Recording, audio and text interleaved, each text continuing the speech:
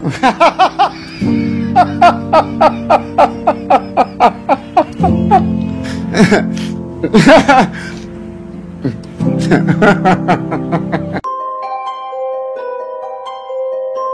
Roban mungkin terdengar seperti tempat biasa bagi kebanyakan orang. Tapi, bagi masyarakat Jawa Tengah, daerah ini punya kesan tersendiri.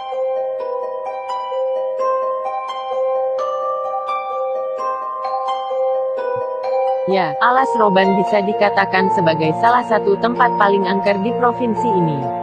Apa yang kamu harapkan dari tempat yang paling mengerikan di dunia ada di tempat ini? Mulai dari cerita-cerita berdarah, sampai penampakan asli penunggu Alas Roban.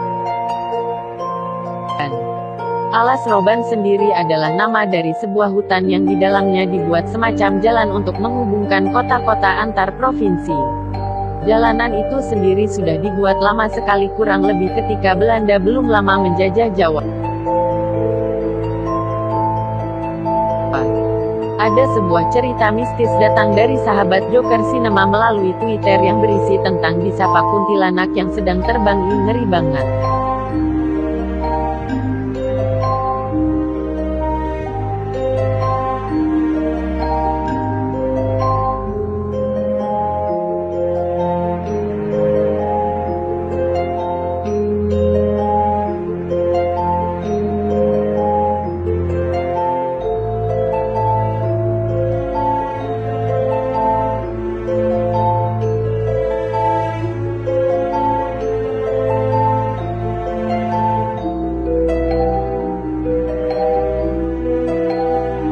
Jadi begini ceritanya menurut Agung Hilman.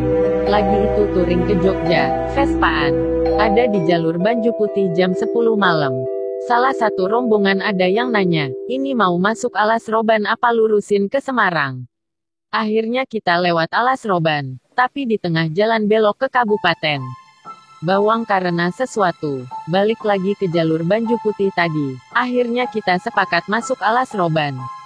Soalnya kalau muter ke Semarang dulu kejauhan, semua udah pada capek.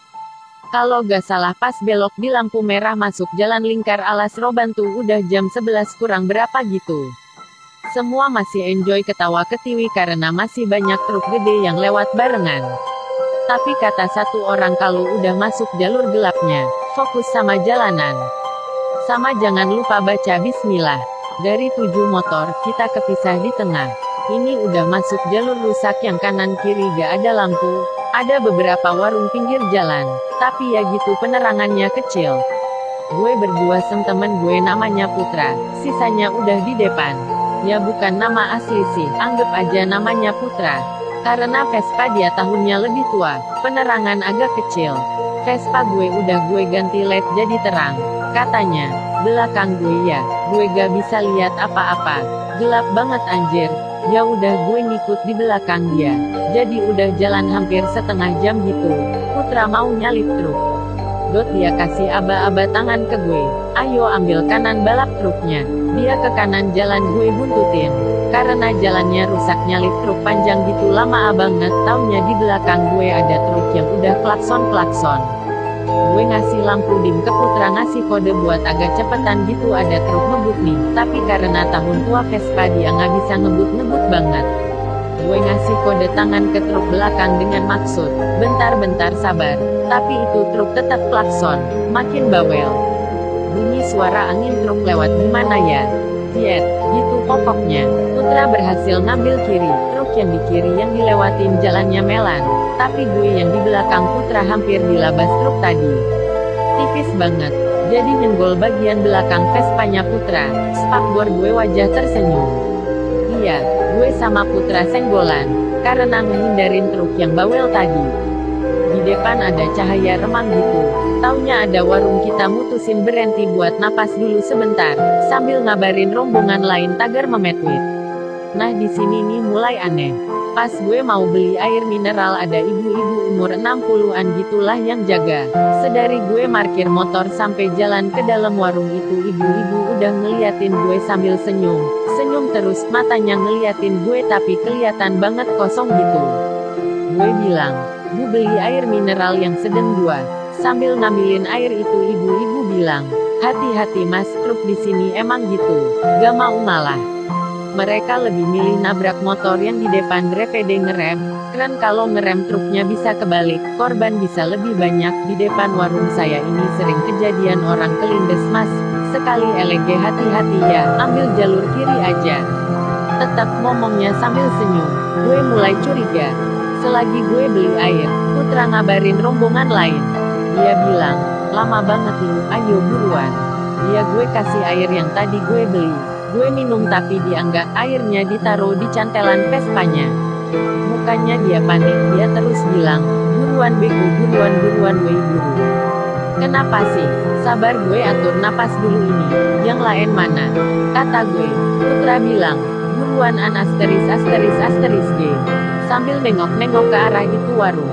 Dalam hati gue bilang udah gak beres nih. Gue nengok juga itu ibu-ibu masih senyum ke arah kita berdua. Setelahnya kita jalan, nyamperin rombongan lain. Seling 10 menit akhirnya ketemu. Nama daerahnya gue gak tahu. Pokoknya pertigaan gitu. Udah rame. Lurus lanjut Alas Roban. Kanan masuk ke daerah Bawang. Di rombongan itu teman gue Andri namanya. Gue lihat mukanya pucat. Gue tanya, lu kenapa? Dia diem. Gue nanya yang lain pada jawab, lu kemana aja?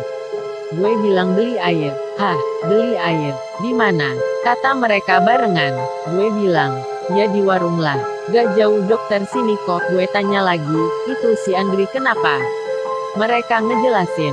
Jadi, katanya pas mereka berempat jalan urutannya. Paling depan Ridwan. Kedua Andri. Ketiga Iqbal. Paling belakang Randi. Pas lewatin jalan kelokan terus agak nanjak dikit di kiri ada bangunan rusak gitu. Kayak bekas apa gitu katanya udah pada hancur gak bebentuk. Randi yang paling belakang dari kejauhan ngeliat ada cewek pakai gaun merah, berdiri nunduk depan bangunan itu. Pas mereka lewat taunya itu cewek terbang ke sebelah motor Andri. Iqbal yang juga ngeliat penampakan itu langsung klakson-klakson. Mereka tetap jalan dalam keadaan kuntilanak terbang di sebelah motor Andri. Andri belum tahu, dia masih fokus sama jalan. Iqbal mulai teriak-teriak, Andri jangan nengok ke kiri, fokus jalan aja. Andri bilang emang kenapa? Sambil masih tetap fokus sama jalanan. Andri manut, dia nggak nengok kiri dan tetap fokus sama jalan. Hampir 3 menitan mereka jalan dalam keadaan kuntilanak di sebelah motor Andri. Iqbal sama Randi udah baca-baca katanya tapi tetap nggak mau pergi. Itu kuntilanak terbang kepalanya nengok ke kanan liatin Andri. Andri yang lama-lama penasaran, akhirnya nengok ke kiri. Setelah nengok, motornya agak oleng ke kanan. Tapi alhamdulillah masih bisa fokus. Gak lama kuntilanak itu terbang masuk ke pepohonan. Gak lama mereka berhenti. Ridwan yang dari tadi di depan gak tahu apa-apa, nanya, kenapa? Berhenti udah berhenti dulu, kata Randi. Mereka berhenti di pertigaan itu. Beli air, nenangin Andri. Ridwan nanya, kenapa sih? Iqbal sama Randi ceritain hal yang tadi ke Ridwan. Ridwan negesin ke Andri, bener itu. Andri diem, gak lama, gue sama Putra datang. Setelah dikasih air dan cemilan, muka Andri yang tadinya pucat udah mulai baikan. Dia bilang, iya men, nyesel gue nengok ke kiri. Berapa lama dia di sebelah gue? Masalahnya pas gue nengok, dia senyum serem gitu min. Gak lama dia terbang beges. Andri ngomong masih gagap ketakutan. Lo tadi lihat dia di bangunan rusak. Di mana? Gue gak lihat, tadi mah adanya warung yang gue beli air, kata gue. Mana ada warung si G asteris oke, kata Iqbal. Tadi yang pas gue nyuruh lo cepet jalan itu gue chatan sama Iqbal. Dia bilang kalau ada bangunan kosong suruh baca doa. Nah sepanjang jalan gue gak lihat ada bangunan selain warung itu. Lo merhatiin gak sih itu yang jaga warung aneh? Putra nimpalin. Bener kata orang-orang. Nulis memetweet gini hawa sekitar jadi berubah aneh-an asteris G ini serius woyy bentar ngerokok dulu biar sans. Gue juga sempat mikir sih kalau itu warung aneh. Sedari gue jalan mau mesen itu ibu-ibu ngeliatin terus sambil senyum. Tapi ya gue mikir positif aja. Kita gak ganggu, kan cuma mau istirahat beli air, kata gue. Putra ngambil air mineral yang gue beli tadi dari motornya.